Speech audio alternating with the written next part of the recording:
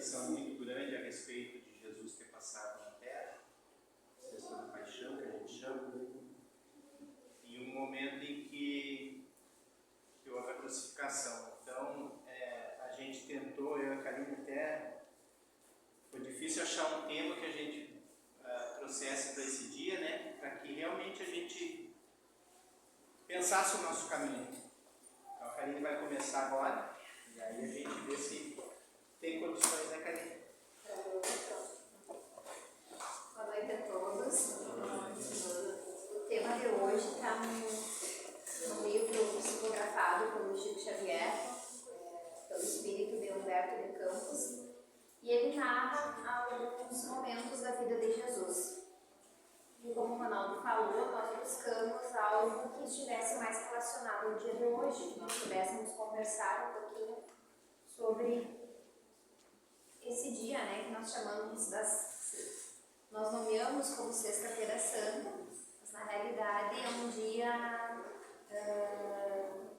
de crucificação, né, de Jesus, que nós, digamos, não seria uma comemoração, mas algo que nos faz lembrar desse momento que Jesus passou quando ele esteve aqui na Terra. Bom, o tema então é Na Hora da Cruz. Eu vou fazer uma leitura. Se a gente conseguir, tiver um tempinho a mais sobrando, eu leio o próximo tema, que também é uma continuação desse. Então ele começa assim: Na hora da cruz. Quando o mestre se afastou do pretório, suportando o madeiro a que fora sentenciado pelo povo em desvario, urgentes reflexões lhe assomavam ao pensamento. Que fizera, senão o bem? Que desejara aos perseguidores, senão a bênção da alegria e a visitação da luz? Quando receberiam os homens o dom da fraternidade e da paz? Devotara-se aos doentes com carinho, afeiçoara-se aos discípulos com fervor. Entretanto, sentia-se angustiadamente só. Doíam-lhe os ombros dilacerados, porque fora libertado Barrabás, o rebelde, e condenado ele, que reverenciava a ordem e a disciplina. Em derredor, judeus irritados ameaçavam-no, erguendo os punhos, enquanto legionários simétrios proferiam maldições. A saliva dos perversos fustigava-lhe o rosto, e inclinando-o para o solo, a cruz enorme pesava. Ó Pai, refletia, avançando dificilmente, que fiz para receber semelhante flagelação? Anciãs humildes tentavam confortá-lo, mas, curvado, qual se via, nem mesmo lhes divisava os semblantes. Por que a cruz? Continuava meditando, agoniado.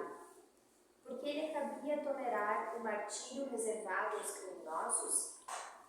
Lembrou as crianças e as mulheres simples da Galileia, que lhe compreendiam o olhar, recordando, saudoso, o grande lago, onde sentia a presença do todo compassivo, na bondade da natureza.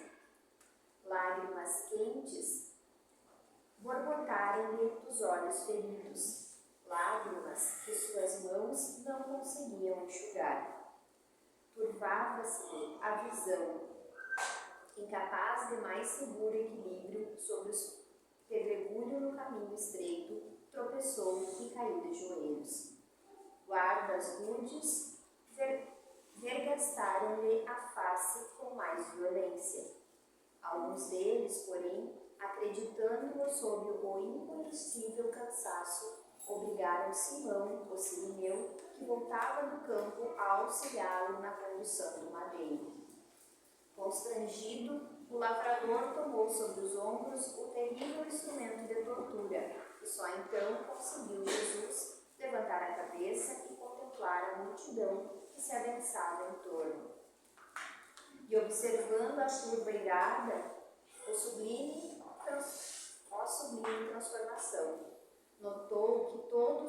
circunstantes estavam algemados a tremendas cruzes invisíveis ao olhar comum.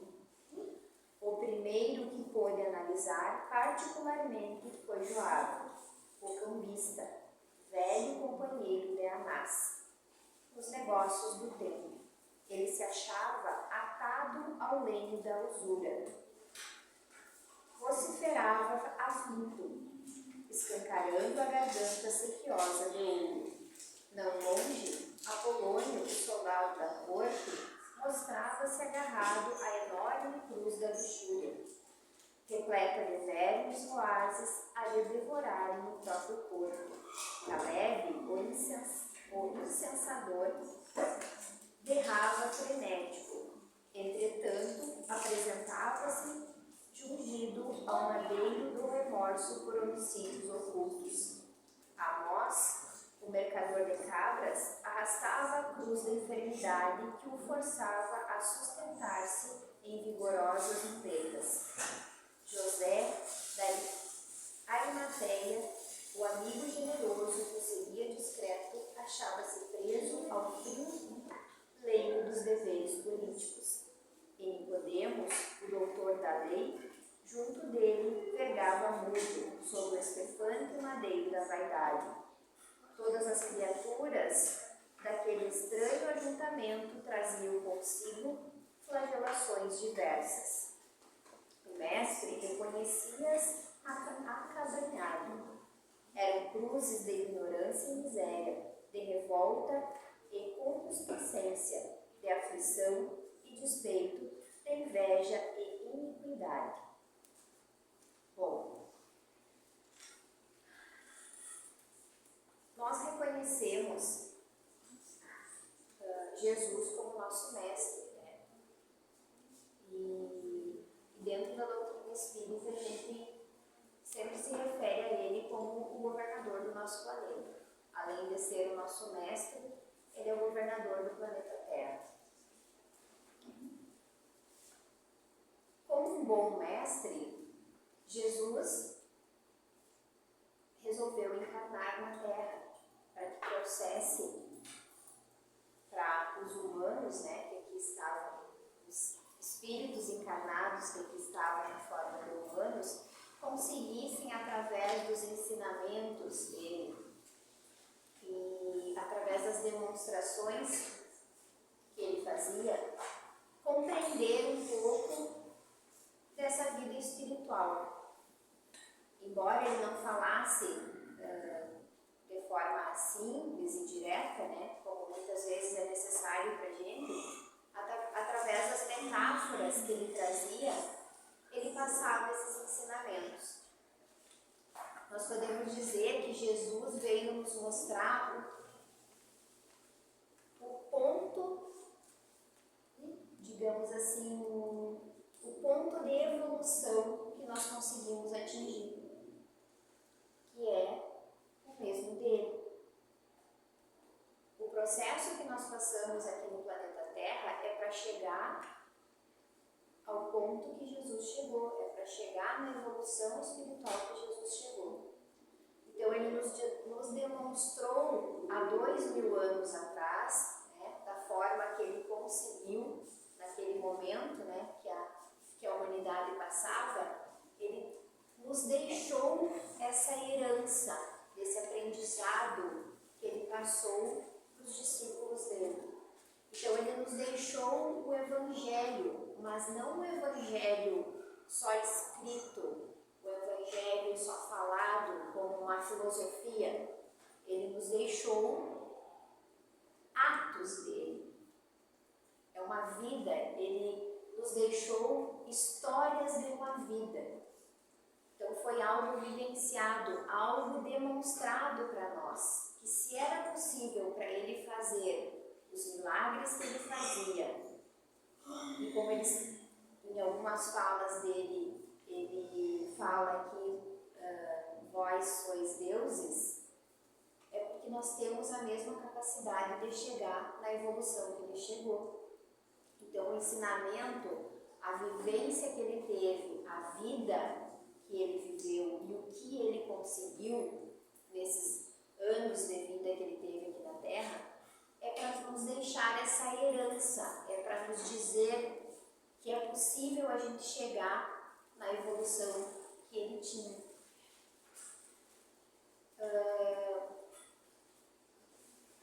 Jesus seria, para nós, o verdadeiro exemplo de homem que Deus entende ser o homem da Terra. Ele demonstrou isso da forma que ele viveu. Então nós usamos e utilizamos na nossa vida os exemplos dele para nós tentarmos, através de todas as encarnações que nós passamos, chegar um pouco mais próximo disso. Quando nós chegarmos nesse ponto de Jesus, nós vamos ter conseguido nos lapidar moralmente a ponto de sermos também seres altamente evoluídos, de sermos seres que talvez também poderemos ser mestres em algum outro planeta, em algum outro momento da história. Então a gente sempre tem que buscar e tem que refletir nesses momentos, como a Sexta-feira Santa, nós temos que refletir sobre o que Jesus passou e o que ele nos trouxe realmente de ensinamento. O que nós queremos, dos exemplos que ele nos deixou, o que nós queremos ser, o que nós queremos levar daqui? Quais são os ensinamentos que realmente nos tocam no nosso dia a dia? Será que a gente reflete realmente num dia como hoje, que é um dia de introspecção, um dia de reflexão? Será que a gente realmente reflete sobre a vida que a gente tem atualmente e por que Jesus veio até aqui? Por que Jesus resolveu encarnar aqui? Então hoje na nossa conversa de hoje, a gente está tentando trazer essa reflexão para vocês, trazer o que vocês pensem sobre isso. Não é só pensar na Páscoa, pensar em Jesus, mas pensar qual foi o ensinamento que ele nos deixou. O que ele quis nos dizer quando ele veio até nós.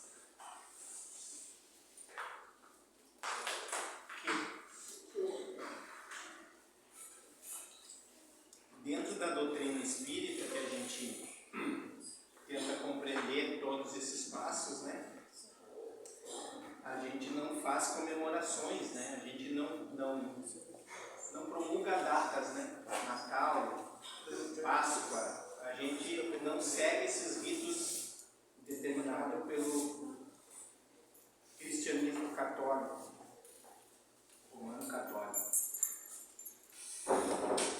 A compreensão que a gente tem é que Cristo como Espírito, assim como nós como Espírito, nós viemos à Terra com uma missão, um objetivo, né? Cristo teve o dele. Quando Cristo desceu, quando ele encarnou, ele sabia todos os passos dele. Ele sabia cada atitude que ele ia tomar. Ele tinha um caminho a ser feito. Chegando aqui na Terra, ele como homem, ele começou a ver que o que ele tinha que fazer, a maneira como foi determinado para ele fazer, ele não se sentiu à vontade de fazer daquela maneira. Foi uma das questões em que ele modificou muito os sermões que ele dava. Porque ele entendeu e ele viu que aquela população, ela era dividida. Não existia só mal, não existia só bom. E ele compreendeu que o usar das palavras dele, ele era transformador. Em nenhum momento Jesus foi agressivo, ele sempre foi acolhedor, ele sempre foi respeitoso. A gente tem que ter na mente que Jesus era judeu. Se ele era judeu, ele seguia a doutrina judia. A maneira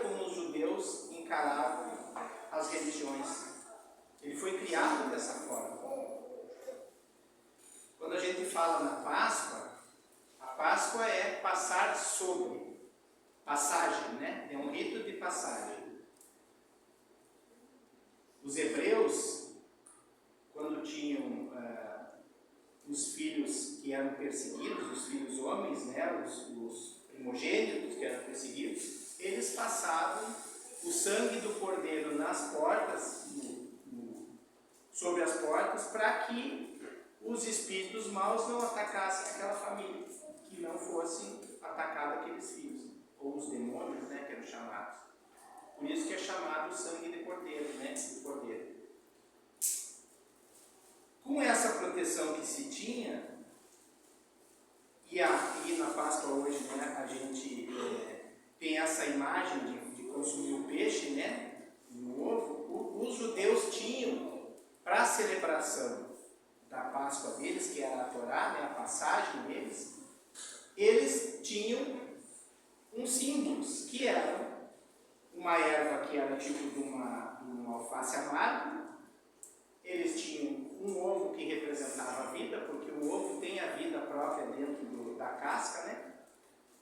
E quando o ovo cozido ele se torna duro, ele é resistente, então o ovo representava a vida resistente. Nesse sentido que foi absorvido pelo catolicismo romano a continuidade da Páscoa com relação ao ovo. Se tem uma outra coisa que se fala quando Jesus entrou em Jerusalém, que é o Domingo de Ramos, né? Que ele ele atravessou os ramos que as pessoas abanavam sobre ele.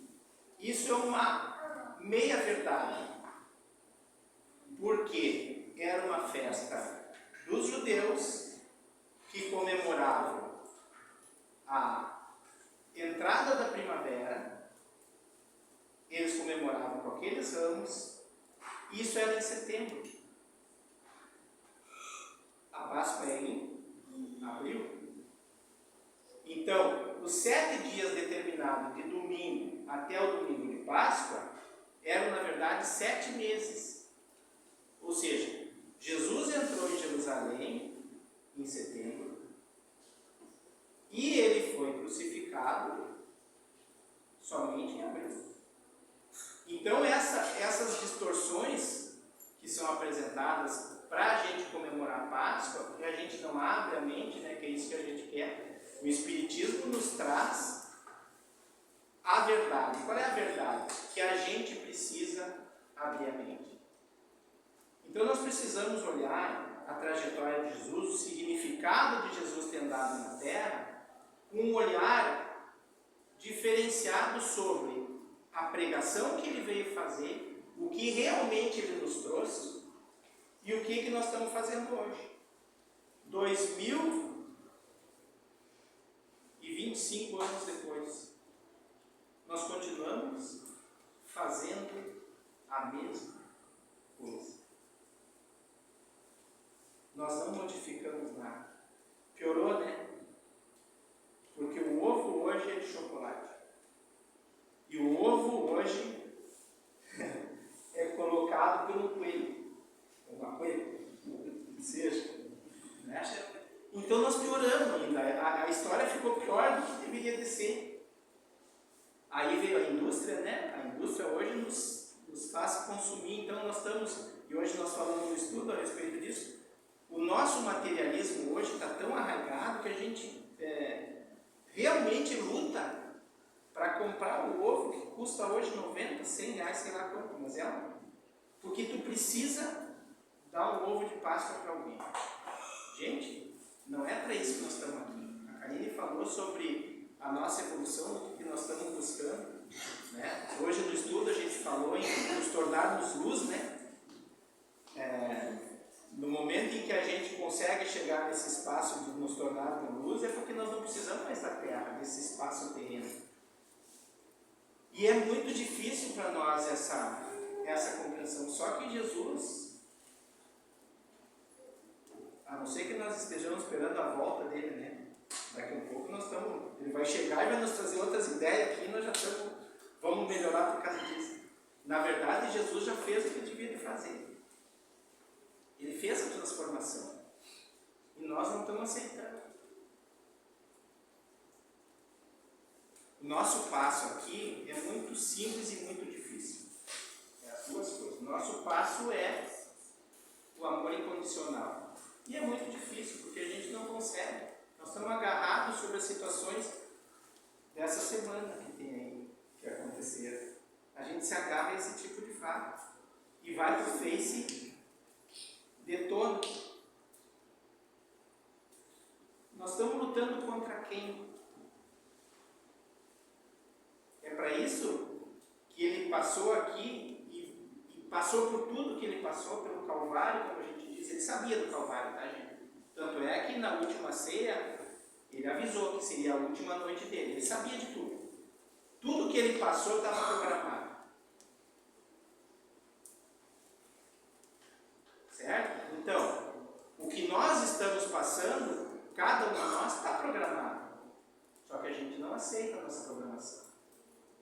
A gente não quer. Eu prefiro trocar minha caminhonete, falar mal do meu vizinho, eu prefiro fazer, passar a perna em alguém, isso é a minha preferência, eu me dar bem, eu quero me dar bem. Só que tem uma coisa nessa história toda, né? O que está programado, está programado. Mais cedo ou mais tarde vai acontecer. Quer nós queiramos ou não. Eu digo muito isso aqui da minha vida, tá? Eu arrojei. Eu saí daqui e fui embora. E voltei. E não programei. Mas o que estava programado era para mim chegar até aqui de novo. Então, no momento em que a gente compreende qual é o teu caminhar, o porquê que tu está aqui, é muito mais fácil para que a gente evolua. É a nossa necessidade. Aí quando a gente se gruda a Jesus nesse sentido de dizer assim, Jesus está comigo, Jesus, me protege, tudo é no Jesus, Ele veio como mestre, como a Karine disse, ele veio como nos mostrar que nós temos esse poder, gente. É nós olhar para dentro de nós e fazer a nossa transformação. É nós que vencemos os nossos obstáculos. Hoje aqui, Cadê, eu mandei para ela ontem. Passei das 11 da manhã às 5 da tarde dentro da barragem.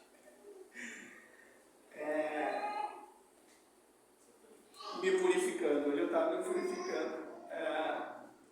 Eu estou com uma vaga que não levanta, tem que fazer força, aí eu boto ela dentro da barragem, que metade do peso dela vai embora, Aí ela levanta por conta e ficou. Só que hoje ela ficou todo esse tempo de pé e eu não podia sair de lá, porque se eu sair de lá ela inventa de cair. Aí eu fiquei naquela, Fiquei sentado. Aí eu agradeci verdadeiramente a Deus, porque ali é uma lição. É uma lição de que eu tenho que compreender o meu tempo. É uma lição de que o peixe estava pronto, que eu ia comer um peixe com a mãe, mas que a minha necessidade maior era de me doar naquele momento. Sabe?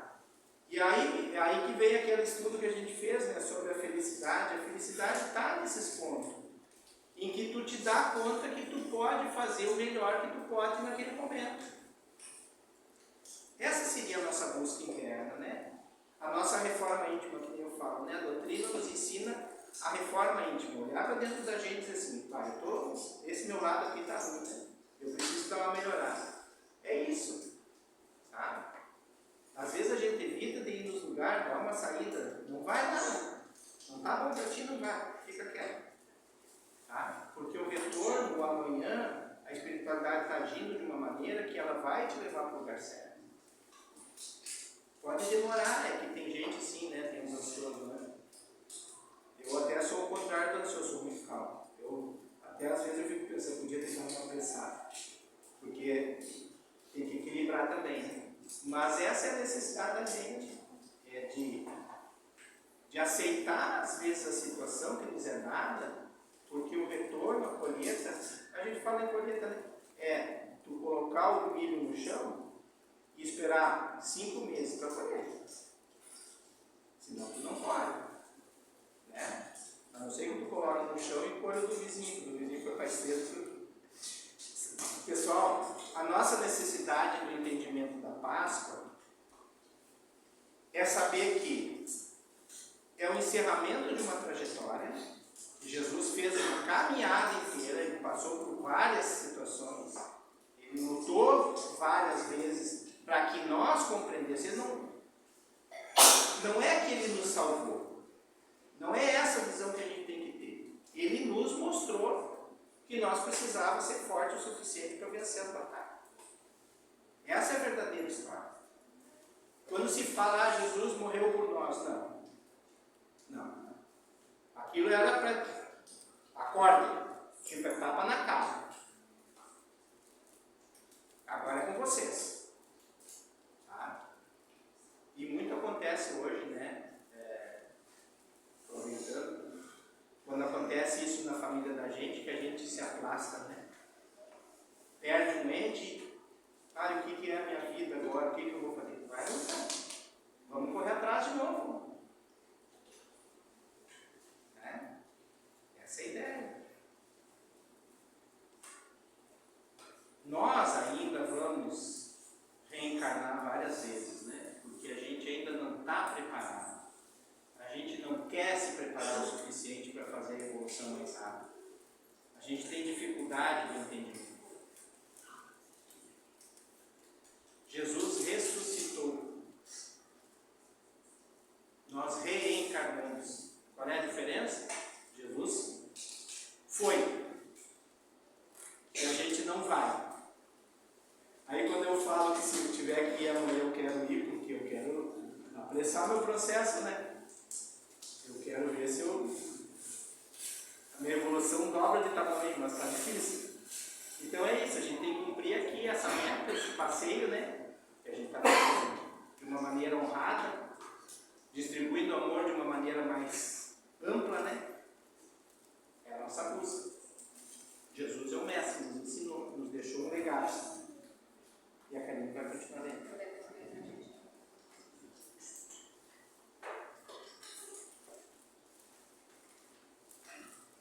Tentou concentrar-se em maior exame. Contudo, piedosas mulheres em lágrimas acercaram-se dele de improviso. Senhor, que será de nós quando partires? Gritava uma delas. Senhor, compadece-te da nossa desventura, suplicava outra. Senhor, nós te lamentamos. Mestre, pobre de ti. O Cristo fitou-as admirado. Todas exibiam asfixiantes padecimentos. Viu que entre elas, Maria de Cleofás trazia a cruz da maternidade dolorosa. Maria de Magdala pranteava sobre a cruz da tristeza, e que Joana de Cusa, que viera igualmente às celebrações da Páscoa, sofria sob o madeiro do casamento infeliz. As orrares lamberam-lhe a cabeça coroada de espinhos. A multidão começava a mover-se de novo. Era preciso caminhar.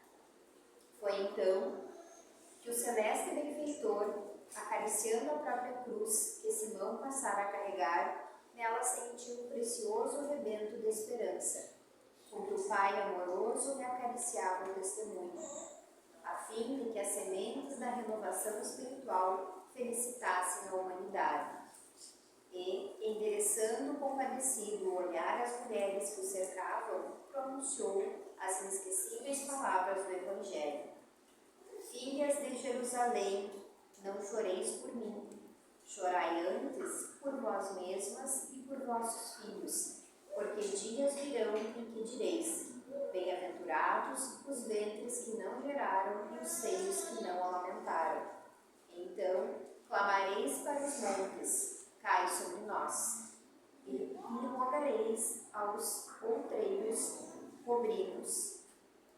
Porque se ao madeiro verde fazem isto, que será feito com o leito seco? A nossa reflexão. Agradecemos então, né, pessoal, e fazer uma reflexão sempre sobre isso, né, sobre essas datas festivas e separar o que é material e comercial do que nós estamos buscando, né? Natal. Cada data festiva, Dia das Mães, a gente comemora o Dia da Mãe ou a gente simplesmente faz a doação do presente, né? Para as mães que aqui se encontram, né? Geralmente a gente tem que, naquele dia, honrar a mãe mesmo. Parar e dizer assim, ó, hoje não vai fazer nada, vai ficar de rainha do lar. Né? Não é isso?